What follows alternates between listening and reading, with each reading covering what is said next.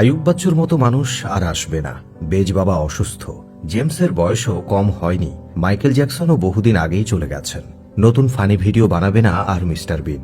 সালমান শাহ আর কখনো বাংলা সিনেমায় আসবে না। রাজ্জাক, রাজীব, হুমায়ুন ফরিদি সহ কি অসাধারণ ছিল তাদের অভিনয়। টেলি সামাদ, দিলদার তো অনেক আগেই চলে গেছেন। শাহরুখ, সালমান, আমির বুড়ো হয়ে যাচ্ছে। শৈশবের হিরোদের এখন ফানি লাগে। অসুস্থ কন্টেন্টে ভরপুর ফেসবুক আর চালাতে ভালো লাগে না। ভাই বোন যার যার মতো থাকি, একসাথে হাসি, আনন্দ অথবা মারামারি কোনোটাই আর আগের মতো হয় না।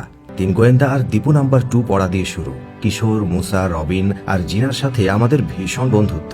তারপর একটু বড় হতেই মাসুদ রানার রোমাঞ্চকর জগতে প্রবেশ, সাথে এক হাতে বাংলা সাহিত্য এবং নাট্য জগতে অন্যরকম ভালো লাগায় গড়ে দেওয়ার সেই মানুষটা। হিমু, মিসির আলী, শুভ্র, জহির, মুহিব, তিলু, নীলু থেকে শুরু করে ফারুক, রিয়াজ কিংবা Swadhin Khasru, Subarna Mustafa, Humayun Faridi, Shaon, Ronaldo, Ronaldinho, Batista, জিদানের শেষটা দেখতে না দেখতেই প্রবেশ করেছি মেসি, রোনালদো আর নেইমারের অতি মানবীয় জগতে। বছরের পর বছর ধরে কি দুর্দান্ত প্রতিযোগিতা, হাজারো অর্জন, সবকিছু ছাড়িয়ে যাওয়া ম্যাজিক আর মুগ্ধতা। রাত দিন কত আলোচনা, সমালোচনা, ঝগড়া আর তর্ক। আমরা কিন্তু ব্রাজিল, আর্জেন্টিনা, ইন্ডিয়া আর পাকিস্তানকেই সমর্থন করতাম। আমাদের সময় রিয়াল আর বার্সেলোনা ছিল আবাহনী আর মোহামেডান। আমরাই বোধহয় শেষ জেনারেশন যারা সবাই মিলে ফুটবল খেলতাম। 22 টাকা দামের বল কিনতে আমরা সবাই চাঁদা তুলতাম। একটা ব্যাট কিনতে আমাদের অনেক কষ্ট হতো।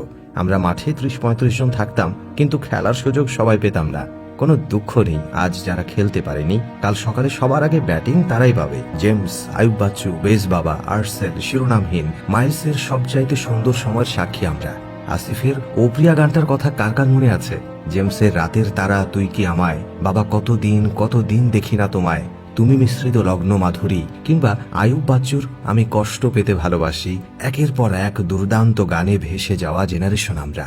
হাসান, বিপ্লব কিংবা পান্থগানায় আমাদের প্রিয় গায়ক ছিলেন তারা। মনে আছে সঞ্জীবদার কথা, আমি তোমাকেই বলে দেব কি যে একা দীর্ঘ রাত। আমরাই একমাত্র যারা বকে যাওয়া শৈশবে না, যৌবনের শেষের ক্লান্তিতেও না, খুব বেশি সহজলভ্য ইন্টারনেট যুগে প্রবেশ করেছি তারুণ্যের উজ্জ্বল সময়ে। গুগল, ইউটিউব, ফেসবুক, ইনস্টাগ্রাম সবকিছুই পেয়েছে। স্মার্টফোনে অসাধারণ সব ফিচার পেয়েছে। আমরা কি ভীষণ ভাগ্যবান একটা জেনারেশন। আমাদের গর্ব করার মতো কত কিছু আছে। নস্টালজিক হওয়ার কত স্মৃতি আছে। আবেগে ভেসে যাওয়া কত মুহূর্ত আছে। মুগ্ধতায় ডুবে যাওয়া কত সৃষ্টি আছে। মায়ের হাতের সুস্বাদু খাবার খাওয়া শেষ জেনারেশন বোধহয় আমরাই। বাবাকে জমের মতো ভয় পাওয়ার জেনারেশনও আমরাই সম্ভবত। নাম না জানা অসংখ্য সুস্বাদু পিঠে পুলি আর কয়টা শীতের সকালে খাওয়া হবে কে জানে। টিভিতে আলিফ লায়লা, সিন্দাবাদ, রবিনহুড, গডজিলা শুরুর মিউজিক বাজলে আমাদের বুকের রক্ত যেভাবে ছলকে উঠত, সেই তীব্র আনন্দ আজকে নারুতো আর ড্রাগন বলজি দেখার বাচ্চারা কোনো দিনও বুঝবে না। শুক্রবার নামের আবেগটা শেষ আমরাই বোধহয় অনুভব করেছি। আমরা যেমন ভাগ্যবান, ঠিক আমাদের দুর্ভাগ্যও কি কম? ভাবতে গেলে আর চিন্তা ভাবনা চালিয়ে যাওয়া যায় না।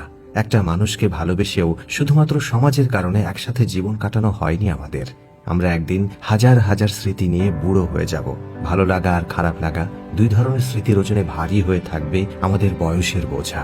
কোনো এক ক্লান্ত সন্ধ্যার আলো আঁধারিতে বেলকনির বেতের চেয়ারে বসে আমরা দীর্ঘশ্বাস ফেলে ভাবব, জীবনটা আসলে খারাপ ছিল না।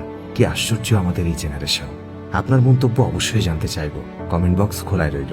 আজ এখানেই বিদায় চাইছি। এতক্ষণ সঙ্গে থাকার জন্য অসংখ্য ধন্যবাদ।